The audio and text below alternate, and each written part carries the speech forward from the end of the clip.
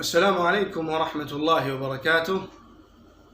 أهلا وسهلا بكم مشاهدين الكرام.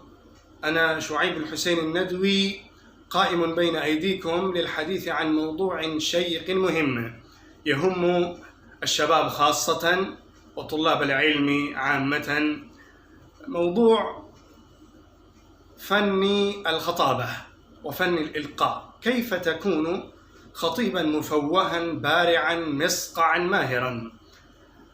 اعلموا أيها الإخوة المستمعون والحاضرون الكرام إن الخطابة فن عظيم. إن الأنبياء عليهم الصلاة والسلام كانوا يدعون أقوامهم بلسان قومهم، وإن النبي صلى الله عليه وسلم كان قائما على أعلى قمة من الفصاحة والبلاغة ونصاعة الكلام. وإن الله سبحانه وتعالى بعث الأنبياء والمرسلين عليهم الصلاة والسلام بلسان قومهم، كما قال سبحانه: وما أرسلنا من رسول إلا بلسان قومه. فإن الأنبياء عليهم الصلاة والسلام كانوا خطباء قومهم، كانوا أصحاب البلاغة والفصاحة والكلام الجميل. وإن النبي صلى الله عليه وسلم قال: أوتيت جوامع الكلم. إن هذه الجوامع، جوامع الكلم، هي عبارة عن فصاحة النبي صلى الله عليه وسلم وبلاغته في خطاب قومه. وإن ابن سينا يقول عن فن الإلقاء والخطابة: إنها وظيفة قادة الأمم من الأنبياء والمرسلين ومن على شاكلتهم من العلماء العاملين وعظماء الملوك وكبار الساسة. فأنا أحاول أن أقدم بين أيديكم هذا الموضوع بتقسيمه في جهات ثلاثة، في جوانب ونواحي ثلاثة. الناحية الأولى تتعلق بالمقدمة وبالتوطئة لكونك خطيبا، والجهة الثانية والناحية الثانية هي تتعلق بالمؤهلات اللازمة لأن تكون فيك قبل أن تذهب إلى منصة الخطابة. والأمر الثالث والجهة الثالثة تتكلم عن كيفيتك وحالتك وهيئتك أثناء إلقاء الكلام. فأنا أحيط بذلك هذا الموضوع بما قبل أن تكون خطيبا، وحينما تبدأ أن تكون خطيبا، وحينما تقوم وتلقي أمام الناس خطبتك. هذه هي الجوانب الثلاثة التي أنا أحاول أن أجمعها وأجعل الكلام في هذه الدوائر الثلاثة. فالدائرة الأولى تتعلق بالقوة الدافعة والهمة المحركة نحو القيام أمام الناس ونحو مواجهة الجمهور من الناس. فأول شيء وأهم شيء في هذا أن تكتسب الثقة وتسيطر على القلق والتوتر والإحباط النفسي في القيام أمام الناس. الثقة بالنفس موهبة عظيمة، صلاحية عظيمة، قوة كبيرة عند الإنسان. إذا كان الإنسان يثق بنفسه فإنه يستطيع أن يفعل شيئا، وإن لم يثق بنفسه فلا يمكن له أن يقدم شيئا. وإني أقول صراحة لكم أيها الأحباب إن كلمة لا أستطيع أخطر كلمة في قاموسك. نعم، كلمة لا أدري أحسن كلمة، لأنك بها تتقدم وترتقي وتتعلم. لكن كلمة لا أستطيع كلمة إحباط، كلمة فشل، كلمة هدم شخصيتك، لأنك لا تستطيع بعد ذلك أن تقدم شيئا أو تفعل شيئا ما. فعليك أن تثق بنفسك أنك تستطيع. قل لنفسك: أنا أستطيع أن نفعل هذا. لما لا أستطيع؟ من الذي يمنعني؟ من يستطيع أن يصرف وجهي عن هذه المهمة؟ أنا قادر عليه، لأن الإنسان، كل الإنسان أوتي موهبة من الله سبحانه وتعالى، لكن يحتاج إلى صقلها وتنميتها وإصلاحها وتربيتها. فعليك أن تسيطر على القلق الطارئ عليك والتوتر البالي والإحباط النفسي والارتباك الفكري أثناء الكلام وقبل الكلام، وعند الإنسان يكون الخشية من القيام أمام الناس. فعليك أن تزيل عن نفسك هذا أولا، وقل لنفسك أنا أستطيع. الأمر الثاني من هذه الدائرة، عليك أن تكون شخصيتك التي ترتبط بالمجتمع والتي تكون سليمة صحيحة في السلوك مع الناس. إذا أنت تكون رجلا عاملا صاحب شخصية فذة، صاحب شخصية معترف بها عند الناس، سيكون لتقدمك في مجال الخطابة النجاح والفوز. فكون شخصيتك ارتباطا بالناس، بالشعب، بالجمهور، لأنك تستطيع أن تدرس الواقع بذلك، وإنك تستطيع أن تكون مؤثرا على الناس بسلوكك الحسن مع الناس. هاتان النقطتان التي أنا ركزت عليها بالاختصار لكي تتقدم نحو مجال الخطابة وفن الإلقاء.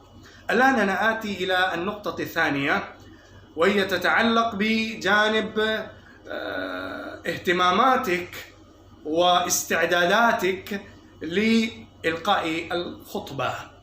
فعليك أولا أن تتدرب وتتمرن. النقطة الأولى في هذه الدائرة التدرب والتمرن. لا يحصل الإنسان شيئا ما إلا بعد الاجتهاد، وأن ليس للإنسان إلا ما سعى، وأن سعيه سوف يرى. فالإنسان إذا كان يجتهد ويتدرب ويتمرن فإنه ينجز ما يريده.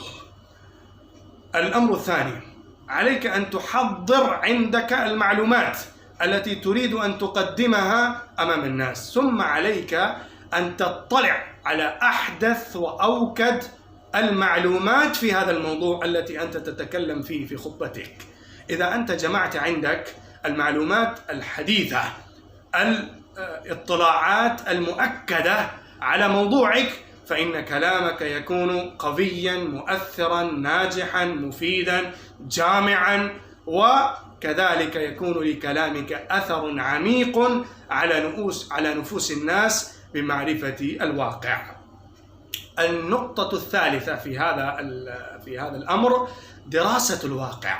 عليك أن تدرس واقعك ومعرفة مستوى السامعين. إذا أنت تعرف مستوى الجمهور الجالسين أمامك المستمعين إليك، فأنت تستطيع أن تلقي إليهم المعلومات الملائمة لمستوى معرفتهم. وعليك أن تراعي الأولويات في تبليغ رسالة مهمة عندك. قد يكون الإنسان يحمل عنده معلومات كثيرة ويدرس الواقع ويعرف المخاطبين، لكن الرسائل مبعثرة في ذهنه، والأمور التي يريد انتباه الناس إليه كثيرة وعظيمة، فإنه لا يستطيع تقديم أي رسالة أولى، فبذلك لا ينجح في إصلاح المجتمع. فعليك أن تعرف ما هو الأولى للناس حتى تقدم إليهم أولا. النقطة الأخرى الاهتمام بمظهرك وأناقتك. هذا أيضا مهم أيها الإخوة. عليك أن تهتم بأناقتك في المظهر، وعليك أن تهتم بجمالك في الهيئة، وعليك أن تتقدم أمام الناس بصورة مرغبة إليك. إن الله جميل يحب الجمال، فإن الجمال مقبول وإن القبح مردود. ثم النقطة الأخيرة في هذه الدائرة مهارة اللغة. إذا أنت تلقي خطبة في لغة ما، فعليك أن تكون ماهرا في هذه اللغة. عليك أن تتلقى الأدب لهذه اللغة، لأنك إذا خاطبت الناس بلغة بليغة ولغة فصيحة وأدب راق، فإن الكلام يكون أكثر تأثيرا وأوقع أثرا على نفوس المستمعين. الآن أنا آتي إلى الدائرة الأخيرة وإلى الناحية الأخيرة من كلامي، وهي نقطة أو ناحية اهتماماتك أثناء إلقاء الكلام. كيف تكون خطيبا أمام الناس حينما تقوم بين أيديهم؟ أولا أنا أقول لك أن تهتم بلغة جسدك. لغة الجسد أكثر صراحة من لغة لسانك، فإذا كان جسدك يوافق لسانك، وإذا كانت هيئات وحركات جسمك توافق وتلائم الكلمة التي تلقيها أمام الناس، فإن للكلام أثر على الناس، وإن لكلمتك مكانة عظيمة في نفوس الناس. ثانيا، كسر الملل والقدرة على جذب انتباه الجمهور. الإنسان إذا كان يتكلم في موضوع ما فإنه ربما يمل هو بنفسه وربما يمل الآخرين، فلا تمل ولا تمل، فعليك أن تكسر الملل، وعليك أن تأتي بطرائف الكلام، وعليك أن تتصرف في كلمتك